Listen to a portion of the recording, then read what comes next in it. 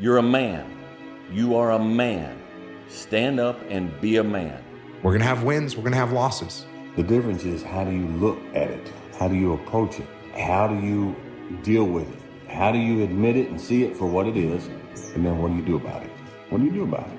You cry about it, mope about it, you drink about it, you sleep around about it, you get mad and get in fights about it, you just hang around, just turn the world out, just zombie about it, you fry yourself with marijuana about it. Say, Dwayne, I'm sad. Dude, that's a part of life. You think you're the only man on this planet that's sad? Say, Dwayne, I'm going through depression. Well, welcome to the world. Welcome to the rest of us. And that was when, like, the reality of the situation of, like, there was no escape. There was no one who was going to come to save me. Hard times create hard men.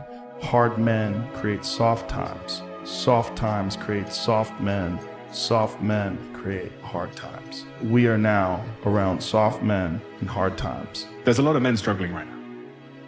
There's a lot of men, if you know, I talk about it a lot, that if you look at the stats around suicidality in the UK, the thing that's most likely to kill someone between the age of like 18 and 40 is themselves, for a man. Do we really not know what it is to be a good man? And I would go so far as to say to be a good human being, right? Because take responsibility for what you're doing, take ownership of your life.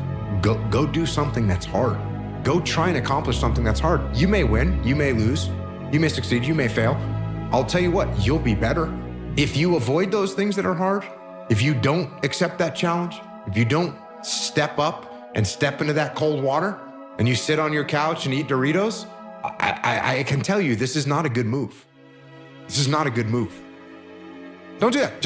It seems like, especially with confidence, right, or self-esteem, there's a relationship between confidence and competence. So what you're looking to do is try and have what you believe that you can do be ahead of what you can do. Now, you're not looking for it to be delusional. You don't want it to be able to believe that you can do something like fly, right? But you need to have a relationship between the two. But what people are asking for is for their confidence to be so far ahead of their competence that, or without having even been competent at anything in the beginning. And that's just delusion, that's fantasy. The life you want is on the other side of a few hard conversations, and you're living a life you hate because you're too afraid to have them. Add some things to that list of what it takes to be a, maybe not a good man, but at least a happy and fulfilled man. One of the words you used is brotherhood. And I was thinking about all the things you got from your time in the SEALs. And it's almost a bit of like a microcosm of what I think a lot of men are looking for. That sense of purpose, that brotherhood. And they find it these days in like video games and stuff, right? Video games, I've got no, I cast no judgment on people that play video games. I've played video games my whole life. But it seems like there's a reason we're getting like increasingly addicted to these video games, because they're giving us something that we're searching for in real life and not getting. You used the words brotherhood, purpose. These are things that the SEALs clearly have in huge amounts. Is there anything else that you'd add to that list of what it takes to feel fulfilled? Yeah, jiu-jitsu. It almost has become a joke amongst me, my friends, people that listen to me, is you got some kind of a problem in the world, you got some kind of problem in your life, go train jiu-jitsu. There's a reason why I say that. Because the things that you just mentioned, discipline. Guess what you need to go train jiu-jitsu when you're tired and you don't feel like it? Discipline. Guess how you feel when you're done? You feel awesome, you get a bunch of dopamine. Guess who you're there with? A bunch of dudes that you can relate to. And guess what you're gonna do together? You're gonna struggle. You're gonna go through some hardship together. You're gonna sweat, you're gonna choke, you're gonna get your arm broken. These things are gonna happen. Not gonna get your arm broken, but yeah. But you're gonna be with a little brotherhood. And by the way, women train jiu-jitsu too. My daughters all train jiu-jitsu. It's all good. So yeah, jiu-jitsu is one way. Now look, could you go to the rock climbing gym? Yes, you could. Could you go to the CrossFit gym? Yes, you could.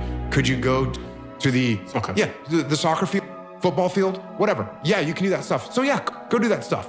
That's shared suffering together with a group on a regular basis, whether you want to or not.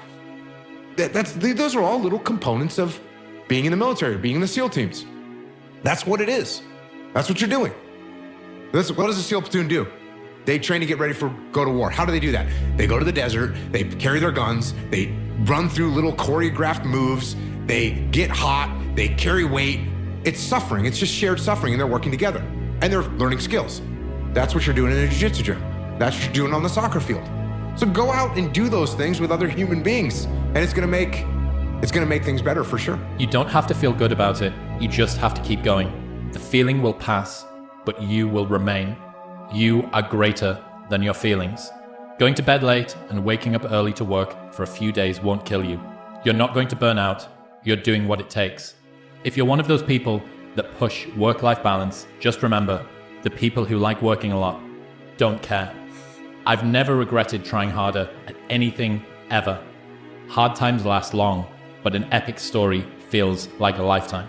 You have to build a person that can withstand the pressures of whatever they're going to be dealing with in life. And we don't do that. I'm not trying to send a message of run 200 miles, be the baddest motherfucker in the world, but be tough. You better have a part about you that's tough, a part about you that can break down situations and get better. And break down situations very quickly within some trauma in your life, some devastation in your life, because it's gonna come. The devastation, the trauma is gonna come, and you can't allow that to become a Jersey barrier. It can't be a Jersey barrier. It has to be something that you can maneuver through very quickly and move forward. That takes a lot of toughness. Get up, move towards that challenge, whatever that challenge is. Move towards that challenge and go attack it. And you may be successful and you may not be successful, but you will be better. At the end of the day, I ask myself one question: can I take one more step? And usually the answer is yes. So if you can answer that question and not take another step, that is real failure. That is real quitting. So a lot of people can take one more step, but they choose not to. I don't know if you can take 2 steps. You got to answer that question after you take the first step. But I can always take one more step. So if I choose not to, that's on me. And I got to live with that. Extreme ownership is this went wrong, this failed, didn't accomplish this, and it's not the fault of my boss, it's not the fault of my girlfriend, it's not the fault of my parents, it's not the fault of the weather, it's my fault. And I'm gonna take ownership of it and I'm gonna fix it. That's what extreme ownership is. And this is a very difficult thing to do because it hurts. Because when you look around at your life and you look around at your job and your financial situation and your relationship and your physical health, and when you look at all those things and all the problems that you may have with those things, and you say, the reason I have all those problems is because of me, that can hurt, that can sting. And a lot of times our ego rejects that and makes excuses and lies. And then we don't have to change anything. And then nothing changes. Well, I believe that you have to build belief.